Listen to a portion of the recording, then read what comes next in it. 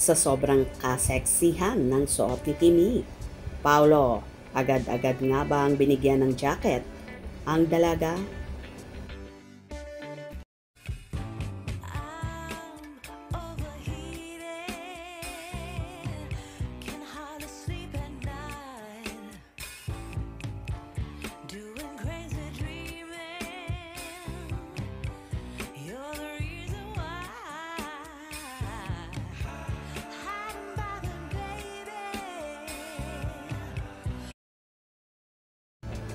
Kumalat nga sa social media ang short video ng pagdalaw mismo ni Bella Padilla sa kanyang best friend na si Kim Chiu sa Cebu City, kung saan nagtitaping ng The Alibay series with Paolo Avellino. Gulat na gulat nga si Chinita Princess nang makita niya sa mismong harapan niya ang kaibigan, kung saan makikita pa na umiyak ito sa sobrang tuwa.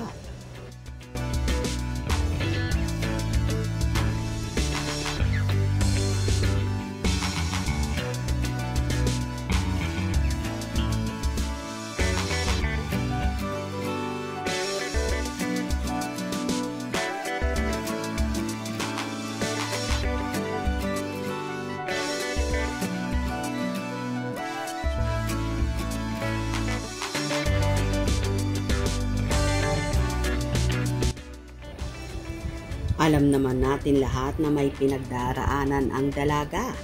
Kaya naman siguro pinuntahan ng personal ni Bella ang kaibigan. Dahil alam nito na need ni Kimi ng shoulder to crying on. At salamat sa actress. Hindi man nakasama ang isa pang BFF ni Kim na si Angelica Panganiban, Homan, dahil busy ito sa anak at asawa at sa ilan pang commitments nito. Samantala, tuwang-tuwa naman ang Kim Pao supporters sa todo effort ni Bella.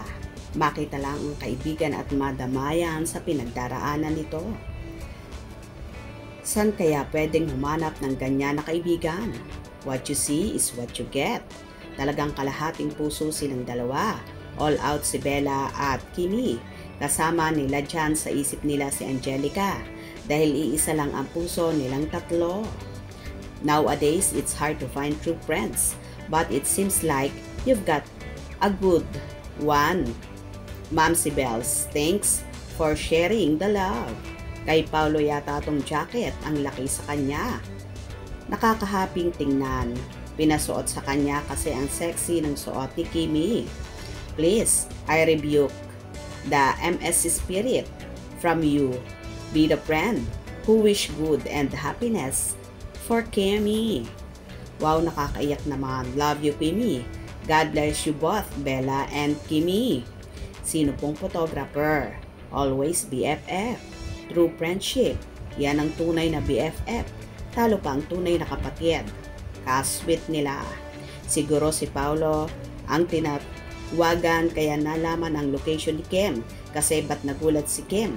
Di niya alam na dadalaw si Bella sa shooting nila. Wala namang pwedeng pagtanungan kundi si Pao lang, di ba? Correct ba ako? Oh, that's what friends are for. Best friend forever, walang iwanan hanggang dulo. Bella Padilla at Kim Chiu. Oh, lovely. Wow, best friend forever. Both are beautiful. BFF forever. Magkasama sila ni Direk Lauren Giogi pumunta dyan. So proud of you. Naniniwala ba kayo na kay Paolo na jacket ang suot-suot ni Kimi? At dahil sobrang sexy nga ng suot ng dalaga, kaya naman agad ibinigay at ipinasuot ang jacket na yon para hindi masyadong makita ang kaseksihan ni Kim na mga kasamahan, kung saan yon ang naging outfit niya sa kanilang scene. Overprotective talaga si Paolo. Ayaw lang niyang masilipan at lamigin si Chinita Princess niya, kaya siguro agad-agad pinasuot ang jacket niya. Good job, Paolo. Diba mapapasa na all ka na lang talaga kapag may nobyo kang super caring na, super bait pa, at mapagmahal. Hope you enjoyed. Please subscribe for more info.